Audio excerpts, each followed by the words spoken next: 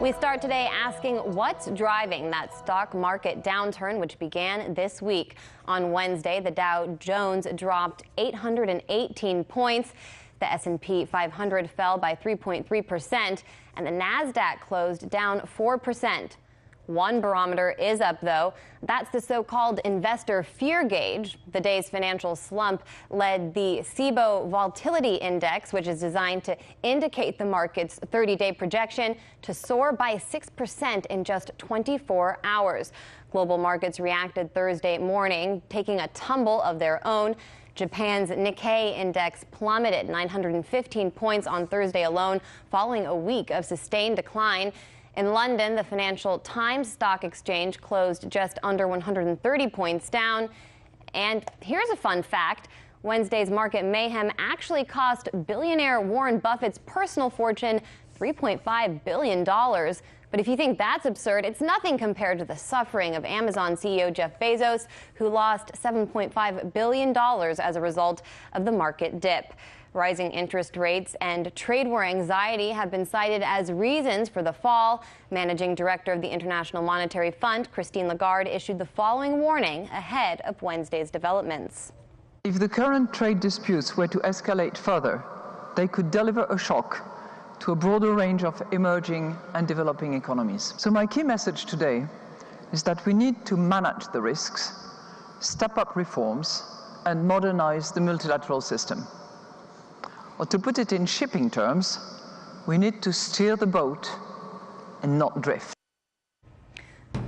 With the markets in question, we turn to host of Boom Bust here on RT, Bart Chilton, as well as Peter Schiff, CEO of Euro Pacific Capital. Bart, I want to start with you. You host the financial show here on RT, but In Question is a news show. Our viewers might not follow the stock market as closely. Can you start by briefly explaining what these three American indexes, the Dow, S&P, and Nasdaq, represent, as well as why you think that VIX indicator, the fear gauge, has gone up in the past 24 hours? Sure, Anya, great to be with you. So two things. The Dow Jones Industrial Average is our stocks that are traded on the New York Stock Exchange. It's the largest public companies there. It's 30 of them. And then you've got the NASDAQ Composite, which is 100 companies that they look at on the technology-based NASDAQ. And then the S&P 500, that really tracks both of them together. It is a composite of U.S. companies, and so both traded on both NASDAQ and the NYSE. And so that is a really good gauge. And all of those were down big time yesterday. But as were stocks today, and also some late yesterday, but today, everywhere from Japan, China, Hong Kong, even in Europe, the stock 500, that's a European gauge, also down to the lowest level since February. So this was a pretty big rout, Anya. And Peter, last time we talked, you said Trump's trade policies could lead the United States into a crash. Do you see any indicators that this current slump could develop into something more severe? Well, it's not Trump's trade policies that are going to cause the crash. The crash was happening anyway. In fact, Donald Trump gave a speech today, and he said that when he was elected president, or before he was elected, the economy was on the verge of a collapse, and he was right.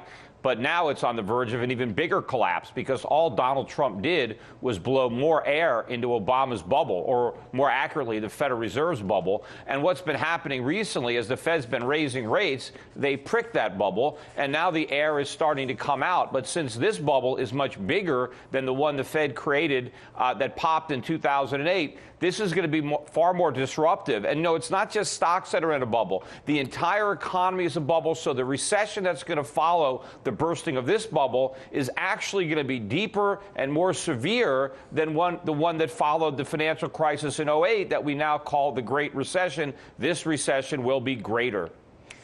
Bart, in an interview with Fox this week, Trump accused the Federal Reserve of, quote, going wild and loco. Peter alluded to that just now. He also says the Federal Reserve is what's responsible for this downturn. Is the president correct? Using appropriate statesman-like language is usually not what we look to the President of the United States for. Yeah, he said it was crazy. Larry Kudlow came out today earlier. He's the chief economic advisor for the president and tried to say, no, the Fed's not crazy. You know, we're looking at these things. People always have to be like the guy after the elephants in the parade cleaning up this president on what he says. But let me just disagree a little bit. And we love Peter. We love him on Boom Bust. The numbers do matter, and you can debate some of them, but the economy really started making a lot of positive signs at the end of the Obama administration. They've increased. We can debate, what the value is. We asked Peter the other day about wage growth. We've seen some wage growth, but we've also seen consumer prices going up. And so if you look at those numbers, 2.7% wage growth, Anya, last month versus a 2.7% increase in the consumer price index. That only means wages are just growing a little bit. So the folks that are making money, there's a big inequality gap in this country, and 1% of the capital and the wealth in this country are owned by 50%. That continues to exacerbate. And I don't doubt, Peter, that we may be coming up to some recession. I'm not sure when it's going to happen, but this is a correction, and there may be more to come. Well, Peter, the market can only ride like a bull for so long. The nature of our economy is that it goes through these booms and busts, hence the name of Bart's show. Why is that? Why can't we come up with something a bit more secure?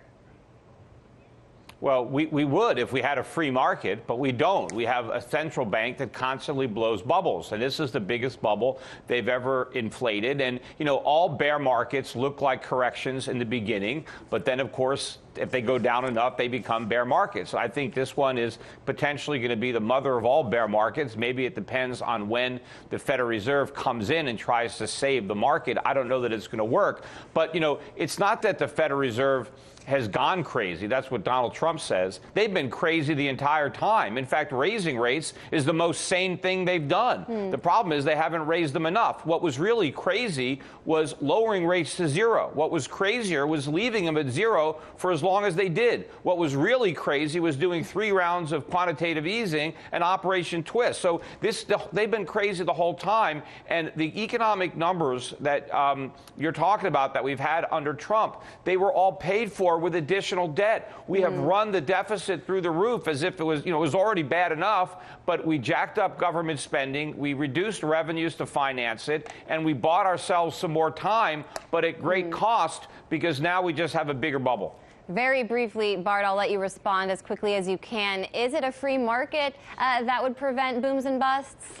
No, we've got a free market, but Peter's right. There are some sideboards on it. The Fed is one. Regulation is another. I think we've got the best markets in the world. But bottom line is, yeah, things are improving, but he is right that debt is a problem. The debt that we have now is largely a result of a $1.5 trillion tax cut that was passed. That's helped the economy, but it's like we're all coked up, and sooner or later, we're going to come down to reality. And Peter may be right that it'll happen sooner than later. We'll have to keep an eye on it.